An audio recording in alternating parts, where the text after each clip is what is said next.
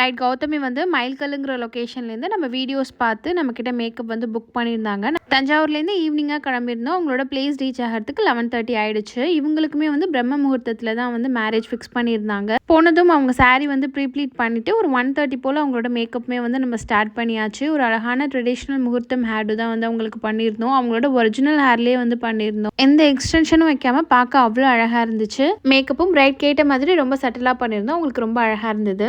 Lip ஷேடும் ஐ ஷேடோவும் அவங்களோட முகூர்த்தம் sari match பண்ணியிருந்தோம். இவங்க ஐஸ்க்கு மட்டும் லேஷஸ் வேணான்னு சொல்லியிருந்தாங்க. ரொம்ப நேச்சுரலான லுக் வந்து கேட்டிருந்ததுனால ஐஸ்க்கு ப்ரௌன் லென்ஸ் கொடுத்துட்டு லேஷஸ்க்கு மஸ்காரா மட்டும் யூஸ் பண்ணியிருந்தோம். மேக்கப் முடிஞ்சதுமே அவங்க பக்கத்தில் இருந்த கோயிலுக்கு போயிட்டு அவங்க வெட்டிங்லாம் முடிச்சுட்டு வந்ததுக்கப்புறமா அவங்களோட செகண்ட் சாரீ சேஞ்சுக்காக கொஞ்சம் நேரம் வெயிட் பண்ணிட்டு இருந்தோம். இவங்க நம்மக்கிட்ட வந்து ஒரு பேசிக் பேக்கேஜ் எடுத்திருந்தாங்க. அதில் மேக்கப், ஹேரும், sari prepleating, jewellery, lens, lashes இது எல்லாமே வந்து கவர் ஆகிடும்.